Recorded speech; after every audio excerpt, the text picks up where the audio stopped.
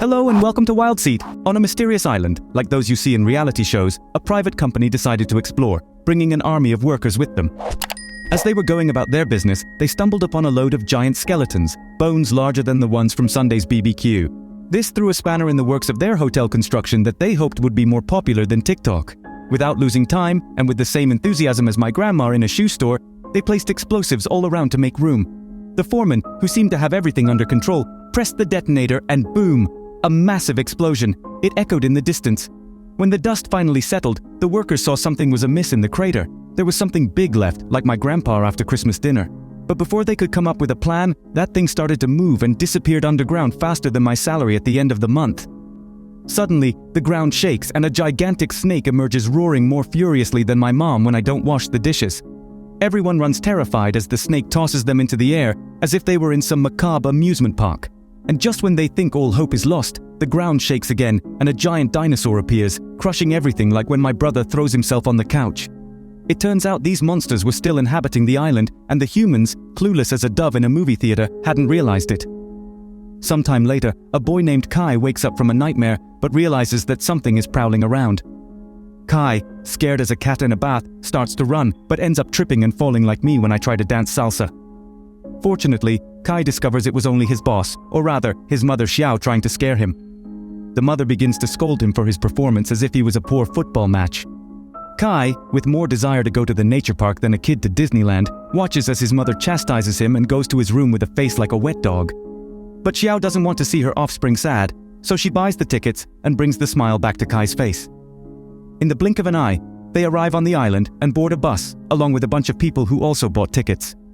As they journey through the jungle, Kai spots something strange, a giant snake climbing the mountains. He tries to tell his mother what he saw, but she thinks her son has more imagination than a soap opera scriptwriter.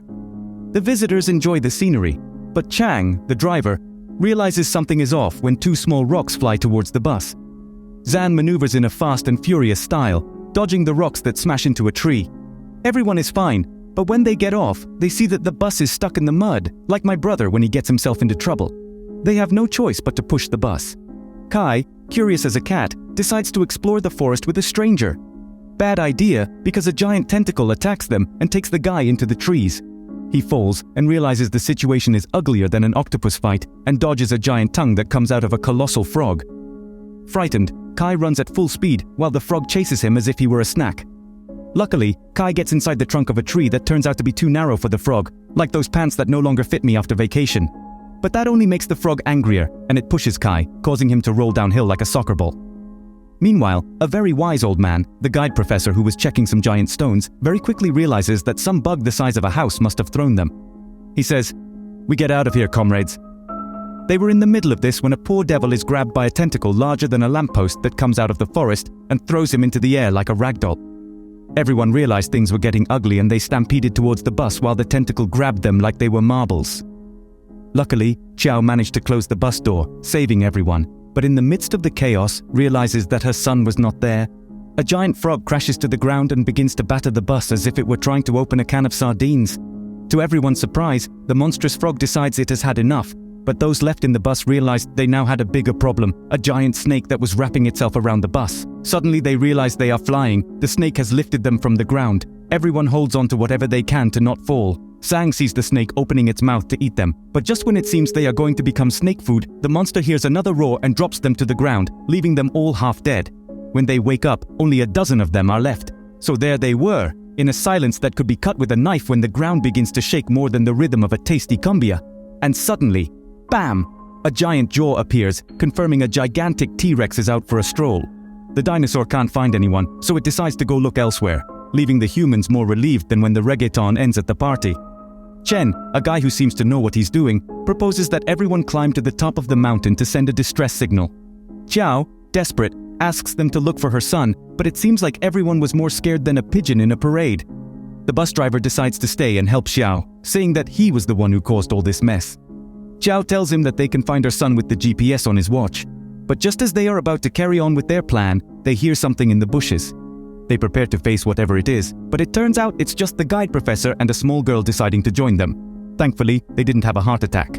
Please, if you're enjoying the video, show it with your precious like. For you, it's just a second and you help me a lot. Meanwhile, Kai manages to escape from the trunk where he was hiding and realizes he's in a gigantic cave. As if that weren't enough, he finds a snake scale and eggs everywhere before he can get out of there. He hears a noise and has to hide. Turns out, a raptor entered the cave and started breaking the eggs, swallowing everything it found.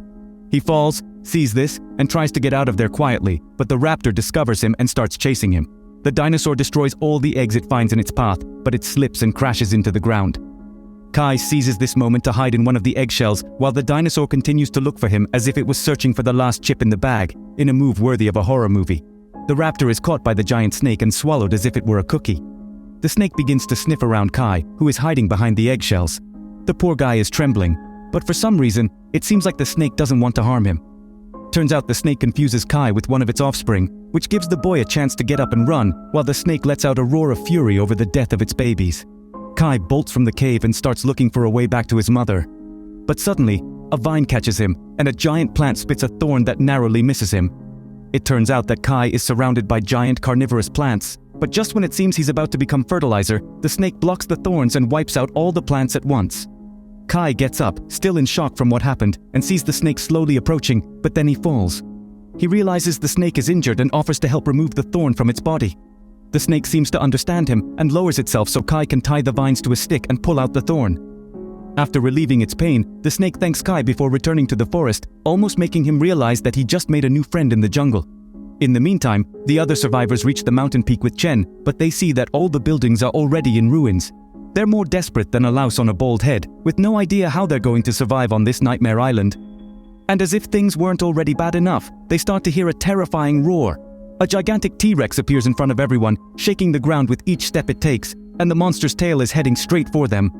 On the other hand, Xiao continues to search for his son in the forest with his friends on a mission that seems more desperate than ever.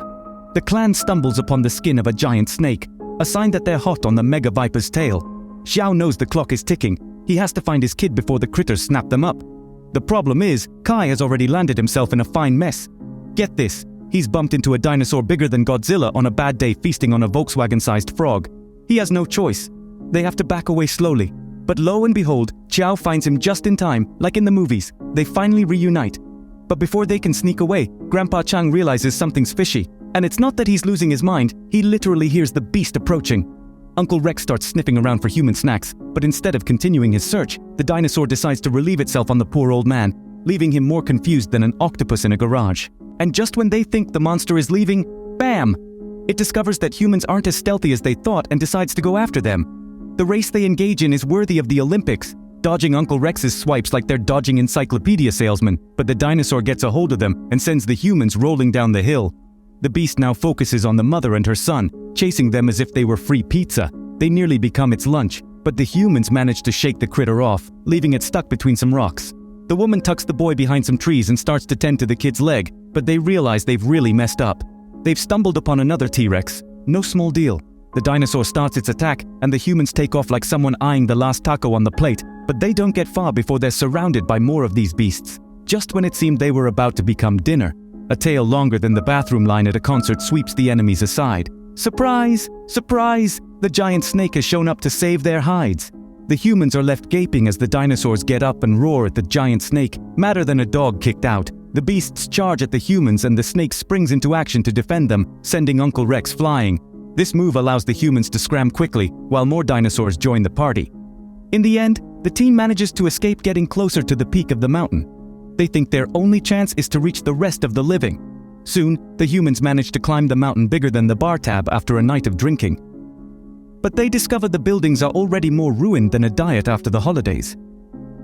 The professor turns paler than Casper upon seeing the remnants of giant snakes and Uncle Rex, indicating that these critters have seen more fights than a retired boxer. What the humans don't catch on to is that the giant snake that saved them survived the battle and is growing more in its cave like a teenager in the throes of puberty. As the humans look for provisions, Kai finds a camera that belonged to the previous survivors. But soon, Chen catches him. The group runs over, and hearing the scream, they see that the businessman has gone crazier than a loon, blaming left and right. Xiao pleads with the man not to harm her son, but before she can finish, a roar that would make anyone's hair stand on end interrupts them. The giant dinosaur has found them. This allows the mom to retrieve her child while the rest take off like flies to manure, leaving the businessman alone. It doesn't take long before the beast stands in front of the man and squashes him like a poorly made quesadilla. At the same time, the rest of the crew find a cart that still has some life left in it. They try to start it like crazy as the giant creature closes in on them. Fortunately, at the last second, Sang manages to start the car and they escape by the skin of their teeth.